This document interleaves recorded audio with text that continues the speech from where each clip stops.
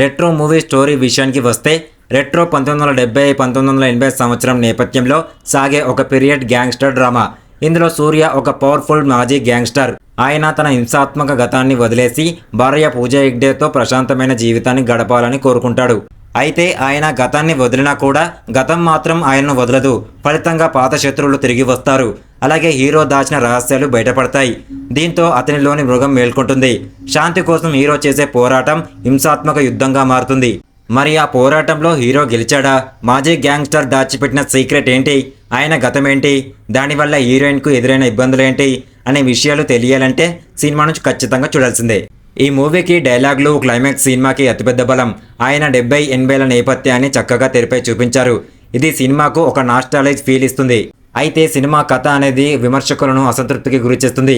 Cinema ప్రథమార్థం నెమ్మదిగా, కొన్ని సన్నివేశాలు అనవసరంగా సాగదీసినట్టు అనిపిస్తాయి. కథలో కొన్ని సందర్భాల్లో లాజిక్ లెస్ అనిపిస్తుంది.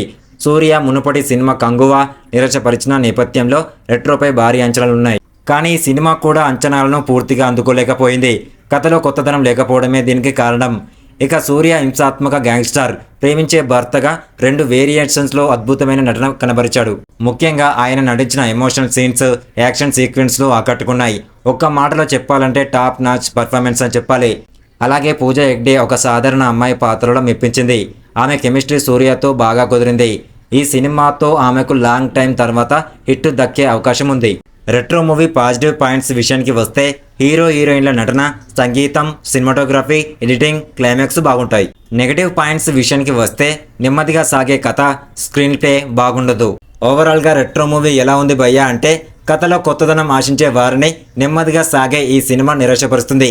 కంగువ తర్వాత సూర్య నుండి ఒక బలమైన కంబ్యాక్ కోరుకునే ఫ్యాన్స్కు, యాక్షన్, రొమాన్స్, నాస్టాలజిక్ సెట్టింగ్ ఇష్టపడే వారికి ఈ సినిమా నచ్చే అవకాశం ఉంది. ఈ వీడియో మీకు నచ్చితే లైక్ చేయండి, షేర్ చేయండి, సబ్స్క్రైబ్ చేసుకోండి. ఇలాంటి ఇంట్రెస్టింగ్ మూవీ అప్డేట్స్ మీకోసం వస్తూనే ఉంటాయి. Thank you.